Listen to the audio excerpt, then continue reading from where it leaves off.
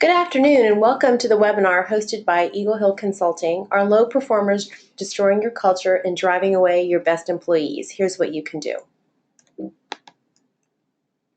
Our agenda for this afternoon is logistics and introductions, an in-depth review of the latest white paper from Eagle Hill Consulting, how to move forward, how to talk the talk and walk the walk, and then we'll take your questions. In terms of logistics for the webinar, attendees are all in listen-only mode, but we do encourage your questions. You'll notice on your control panel there's a question box. If you have questions that pop up during the webinar for you, just type them in the question box, and following the presentation, we'll read the questions aloud and respond to them. You will receive an email with a link to a replay of this session following the webinar in case you're interested in hearing it again. This report and all others are available on the Eagle Hill website, www.eaglehillconsulting.com. We encourage you to share information about this webinar on social media. Our Twitter handle is @WeAreEagleHill. If you have any audio or technical issues during the presentation, please call GoToWebinar at 1-800-263-6317. Introductions. We have three speakers today. The first is Melissa Jezior. She's the Eagle Hill President and CEO. We also have Adam Fernandez. He's a director here at Eagle Hill. And Mary Dalrymple. She's a manager here at Eagle Hill. And just some background on Eagle Hill. The company was founded in 2003. It's got 20 years of experience in management consulting. Eagle Hill was formed to kind of break from the pack of those larger, more established, traditional consulting firms, and it's a more collaborative, unified, entrepreneurial type firm. Under Melissa's leadership, the company has grown very rapidly, and we've received multiple top workplace awards in the past year from the Washington Post and Washingtonian Magazine and many others. Eagle Hill delivers value and business results to top organizations like PBS, FDA, GSA, Department of Homeland Security, just to name a few of our clients. And with that, I'll turn the presentation over to Melissa. Melissa? Great, thank you. So today I wanted to spend some time talking about why we have selected this topic and how we settled on this as our research piece.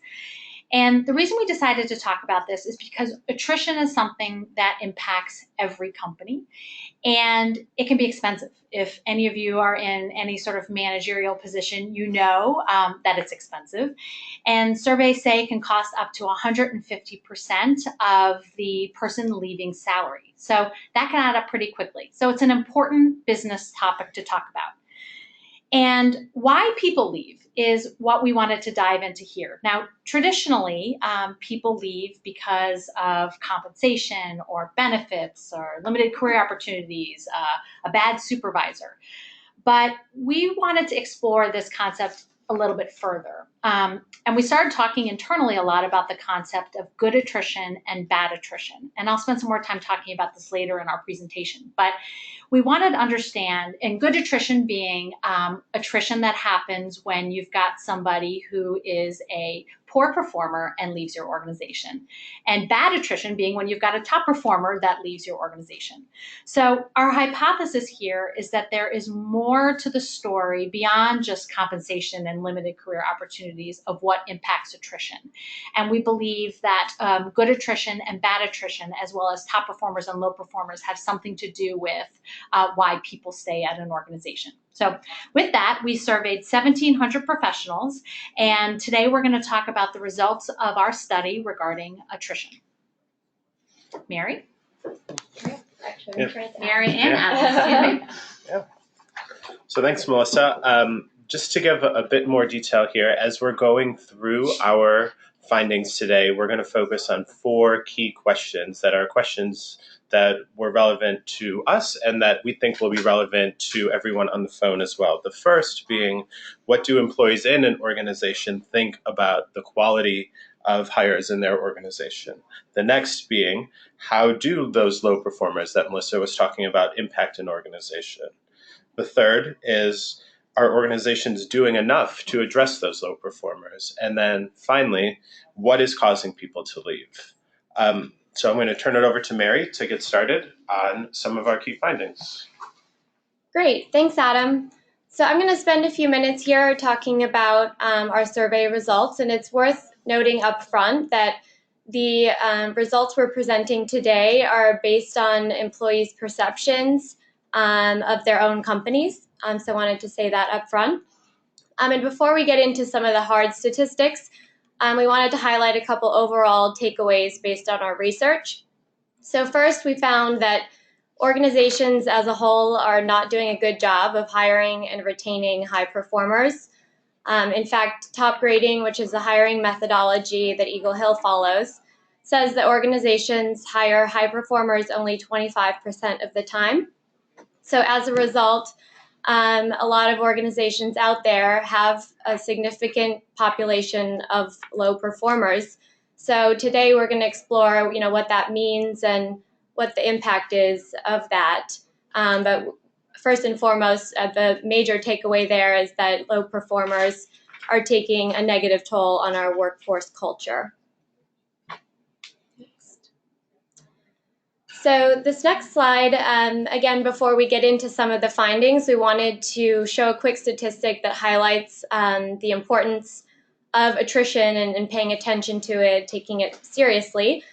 So we found that a third of the organizations surveyed experience high turnover. So Melissa mentioned some of the costs that are associated with attrition, and so this sort of data point here just highlights again that is a big issue for folks out there, and one that a lot of people are trying to find the right solutions to. So on this next slide here, the survey produced some interesting findings about what people think of the quality of hires within their organizations. Both of the data points here relate directly back to what I mentioned earlier as organizations having a hard time hiring high performers. So we found that only 40% of people thought their organization's doing a good job of this, of hiring high performers, and 40% of the respondents, if given the chance, would not rehire most or all of their coworkers. So if we look at these statistics, we take these two numbers together, it tells us overall that there's a lot of room for improvement.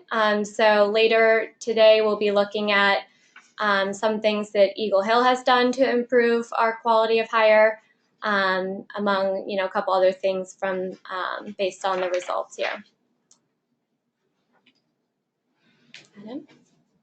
So the next data point we wanted to look at was what is really the impact of low performers on an organization's culture. And so before we get into the results of that question, one thing that we thought was interesting, the way we set this up was we gave people the opportunity to pick three top ways that they viewed low performers impacting their organization. And we gave them all sorts of choices, from culture to productivity to sort of more bottom line results to workplace ethics, a whole long list of potential ways that low performers could impact their culture. But what we found was that, or impact the organization, what we found was that by far the top choices that people picked were ones related to the culture of the organization. And really what you see here is that the only ones where a majority of people chose were ones related to culture.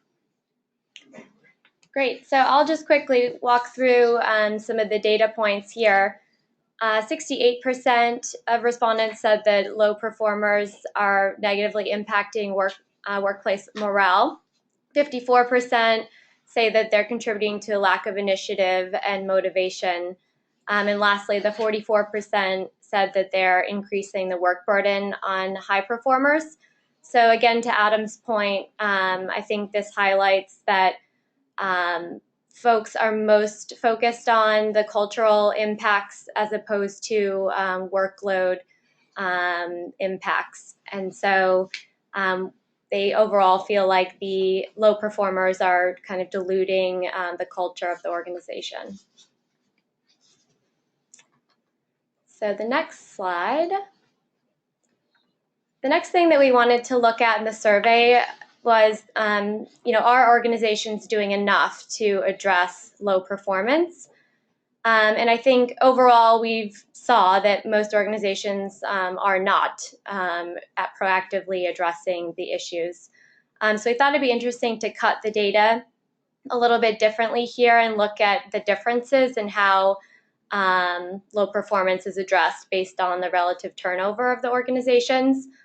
And we did find a slight difference that organizations that proactively took action to address low performance issues also experienced lower turnover overall. But again, I think the big takeaway here is that regardless of turnover, whether it's high or low, most organizations are not doing enough to address the low performance issues.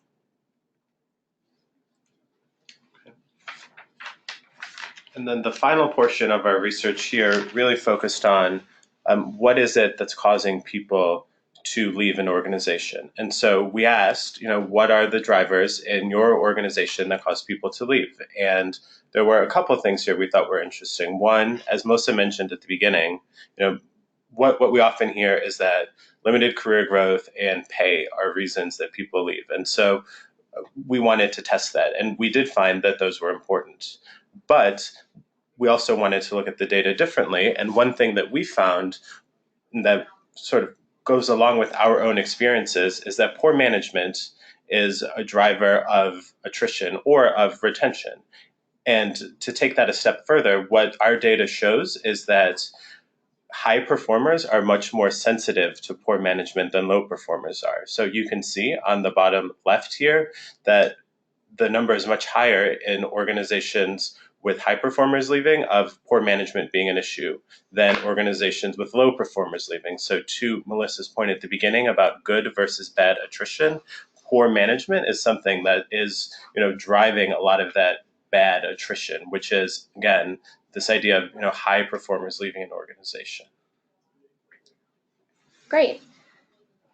So in a minute here, we're going to turn it back over to Melissa to talk about how to move forward, sort of knowing what we know, and she'll give some advice on what you can do within your own organizations. But before I turn it over, I wanted to just summarize some of the key takeaways, again, from the survey, and that is that organizations need to do more to hire quality people, and the reason being that the low performers have such profound negative impacts on workplace culture, and ultimately they may drive away the few high performers that you do have. So with that, I'm going to turn it over to Melissa to talk about how to move forward. Excellent. Thank you, Mary and Adam. So I want to talk about 4 things that we do here at Eagle Hill that we also recommend to our clients. First is defining what high performance means to your organization. Second is using a competency-based approach to hiring. The third is knowing who your high performers are. And then last but not least, it's implementing a quality of hire survey. Great. So the first thing we want to talk about is how to define high performance. So at Eagle Hill, we use a competency model. So what we have done is we've analyzed all of the competencies, the knowledge, skills, and abilities that each of our consultants requires to be successful here. And then for each of these competencies, we have outlined the behaviors required for each of these competencies. And this is what we use to measure all of our consultants on. So twice a year, we sit down with our consultants and we give them feedback in relation to these competencies, and we develop plans on how specifically they can grow in each of the competencies. So I think it's really important to define what it means in your organization as a high performer, but then also to be very visible to your organization in terms of what that means. Because I think it's important that you should be able to communicate to your team how to become a top performer. But another thing that we like to tell our clients is beyond technical competencies, it's also really important to focus on cultural competencies, because a person can be super smart or super strong in a technical competency, but just really doesn't fit well into the culture of your organization, that person is really not, most likely not going to succeed at your organization. So, for example, at Eagle Hill, we spend time measuring and talking about not only things like project management, but also things like how do you collaborate? How do you build a team? How do you coach the people working for you? These are all things that are very important here at Eagle Hill and make you successful in addition to more of the what I'll call technical competencies. So the second thing that we recommend is using the same competency model to hire your people.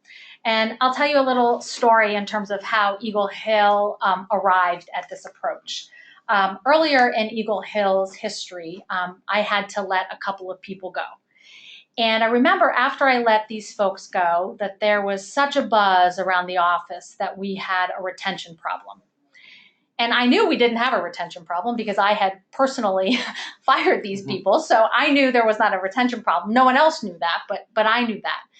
But I also knew that while it may not be a retention problem, we had a problem. So what I did was I sat down and I analyzed every single person that had come and gone through the doors of Eagle Hill.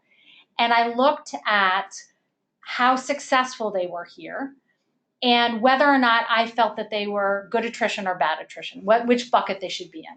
And by and large, there was only a handful of people that I looked at and I wished had not left. Everybody else I looked at and thought, oh, remember that person, they really were not a good fit, or you get the idea. So this was the impetus that caused us to take a look at our own practices and realize how do we stack the deck here at Eagle Hill with more people that are truly top performers. So we went out, we did some research, and we found the top grading methodology, and that's what we now follow at Eagle Hill. Now, it is an extremely intensive process, and any of you that know me know I'm extremely passionate about it.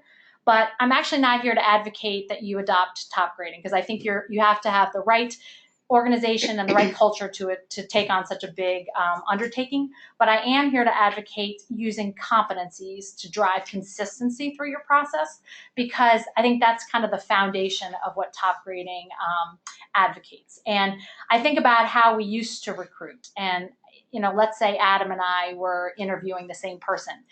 We might have a standard set of had a standard set of interview questions, but we had nothing to measure it against. So there was no competencies which we could take the answers that we received from the recruit and say, well, how well do they stack up to what we feel is the benchmark in terms of how they should behave?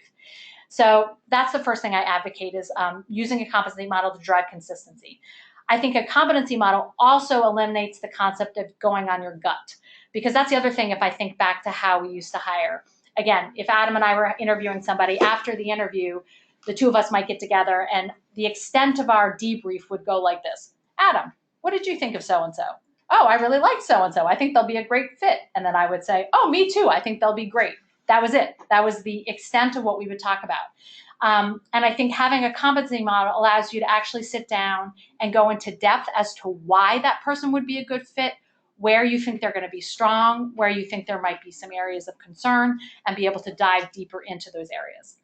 And then last but not least, I think the competencies allow you, again, to not only recruit based on technical competencies, but also based on your culture itself. So, for example, one of the competencies that we recruit on specifically is likability. So when we sit down and interview a candidate, we take a look and say, how friendly is this person? Do they have social cues? Do they have a sense of humor? Are they relatable? So we look at how likable the person actually is and whether or not that will fit into our organization. Oh, and last but not least, you'll see from the graph here is we've had extreme success. You can see here our average percentage of A players hired before we had top grading was 23%. Our average percentage of A players now that we use top grading is risen to 78%. And this is driven all sorts of business results, including higher retention, higher employee satisfaction, better culture. And one thing that's also not illustrated here is our growth has been tremendous as well in terms of since we've implemented top grading. Okay, so once you've defined what your high performer is and you have really worked on stacking your team with high performers, you need now to know exactly who they are. Because I'm a firm believer in making sure that you're keeping your top performers happy. You know, there's that old adage about how you can't keep all the people happy all the time. Well, I think that's certainly true in a work setting. And I think the people you have to care about making happy are your top performers. So 2 things that we have done to identify our top performers and then work on retaining them. The first one in terms of identification is we implemented a calibration process as inspired by the book Work Rules by Laszlo Bock. And basically what it does is it gets all of your managers in a room where you're talking about the individual at hand and making sure you're eliminating individual biases. So it's a completely fair playing field and everybody's using the same criteria upon which to measure everybody. So it's a way to ensure fairness. And during that session, you can really start to identify who the top performers are and who your low performers are. And those are the people that you need to focus on. So in terms of rewarding or retaining those people, one of the tools that we have started trying to use that works for our organization, it may not work for every organization based on constraints that you might have, for example, if you work for a government agency. But there are lots of ways you can do this. Other rewards you can pull on. We've just chosen to talk about compensation here. So we've decided, well, if you think about compensation under a traditional framework, it's based on a bell curve. So if you think about you may have, let's say you have $100 to spend.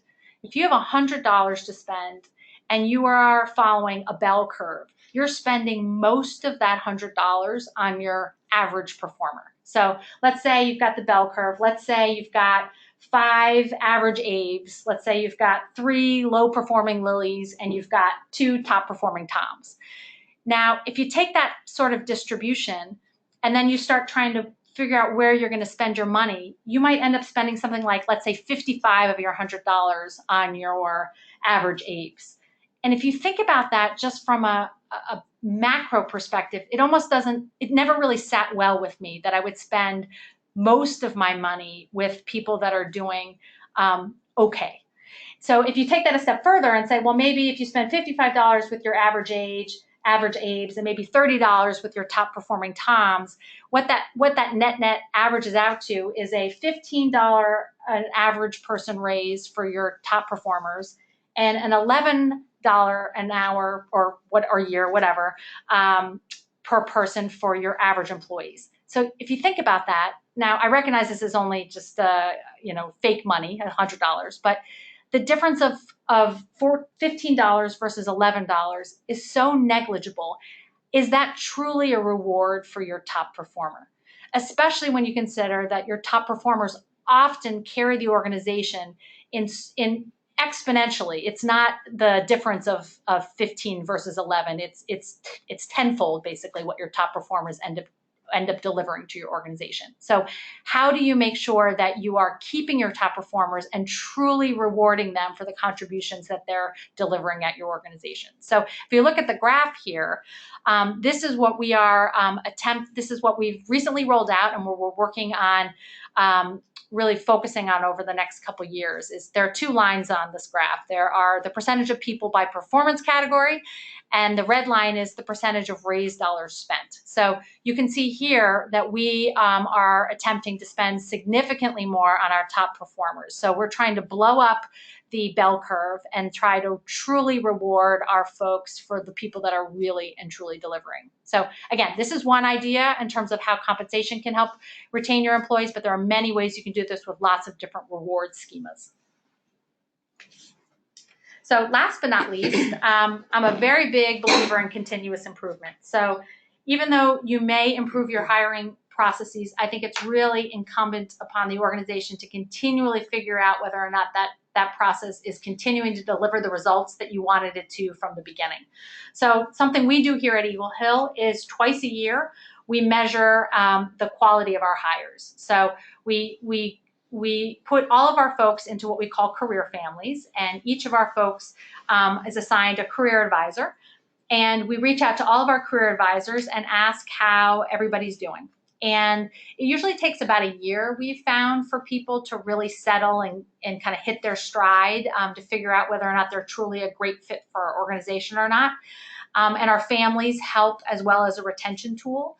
But we take all of this information that we've learned from our families and we feed it back into our recruiting process to make sure that we're making the tweaks we need in order to make sure that we're getting the results we want.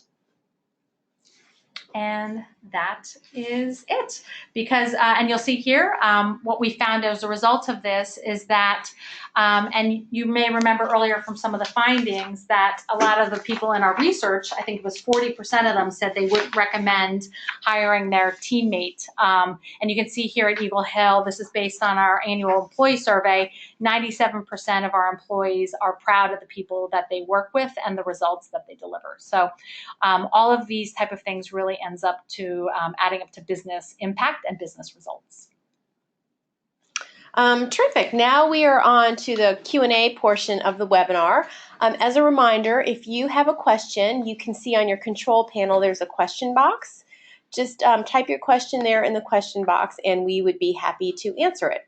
So I will go ahead and check the question box.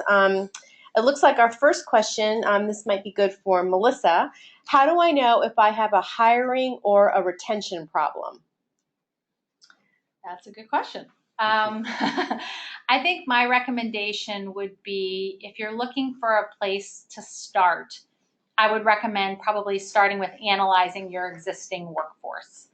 And a place you can easily proxy some information would be using your whatever annual performance measurement system you may have and whatever data you have from that to analyze the makeup of your workforce. How many top performers do you have? How many low performers do you have? How many average performers do you have? And using that to derive whether or not you've got good attrition, bad attrition, or whether or not you need to go back to the drawing board and figure out how to improve your hiring altogether. I don't know if you have anything to add, Adam. No, I agree with Melissa there. I think that's a great place to start, right, is understanding really what's going on today with the workforce that you have before you start to try to make, big changes to your hiring or to some of these other processes. It's probably a safe place to start with, what is going on today within the organization that I have. Thank you. Our next question, you mentioned that top grading isn't recommended for all organizations. What are some of the criteria you use to determine if top grading is a match? That's a great question. I think one of the most important, if not the most important criteria is support from the top, because the process is so time consuming. So for example, it requires a 4-hour interview with each candidate with two Eagle Hillers. So as you can imagine, that takes a lot of time and energy. And after a while, some people feel like it takes a lot of time and energy. So it's a consistent drum that I beat that this is the process we're using. This is how it works. This is why we're doing it. And so I think one of the key criteria is leadership commitment to the effort. Yeah. Adam is shaking his head, so I guess he agrees. No, I agree with Melissa. Thank you for that great question. Our next question, how did you let employees know about the new performance management process structure? Sure. So this is something that, as a company that does a lot of change management for our clients, we took very seriously. So I'm glad you asked this question.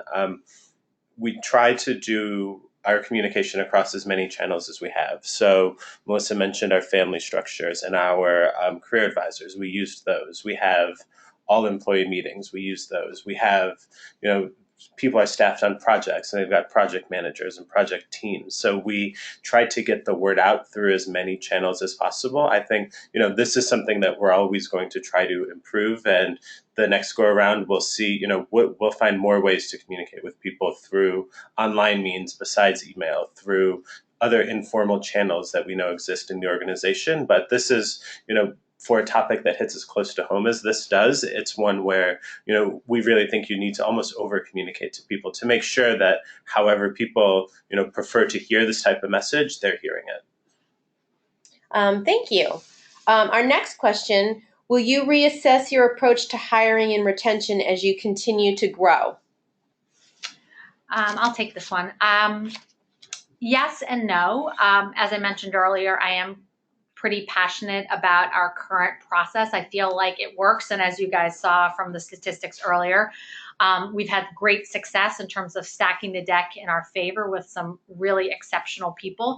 But I think the aspect of things that is up for constant improvement is the process itself. So making sure we're continually measuring how we're doing, are we getting the results we want, and then making sure that it's a closed loop feedback process, and all of that feeds back into our hiring processes to make sure we're making the tweaks we need to get the, as I said earlier, the results we want. Thank you.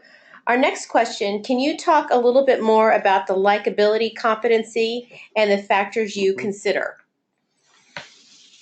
Sure. And as I believe Melissa mentioned when she brought this up the first time, right, we look at both technical competencies and cultural competencies. And so likability is one of those cultural ones.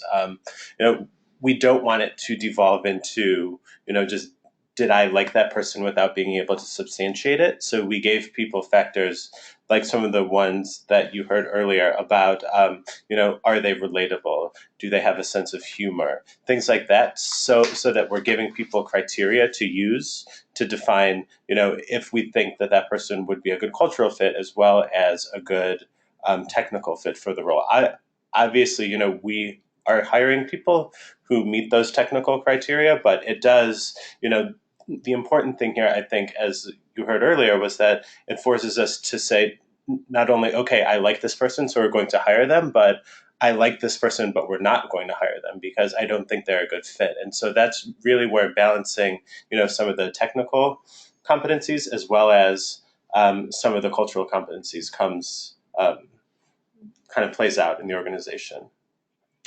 Thank you. Well, we thank all of you for the terrific questions and your attention. It looks like we don't have any additional questions, so this concludes our webinar. We encourage you to go to the Eagle Hill website, www.eaglehillconsulting.com, and you can download the full research report. And of course, if you have any questions, don't hesitate to get in touch with us. We'd be happy to have a conversation with you one-on-one with any of the information here or your anything that you might have going on in your organization. So again, thank you for your participation, and we hope you have a wonderful afternoon.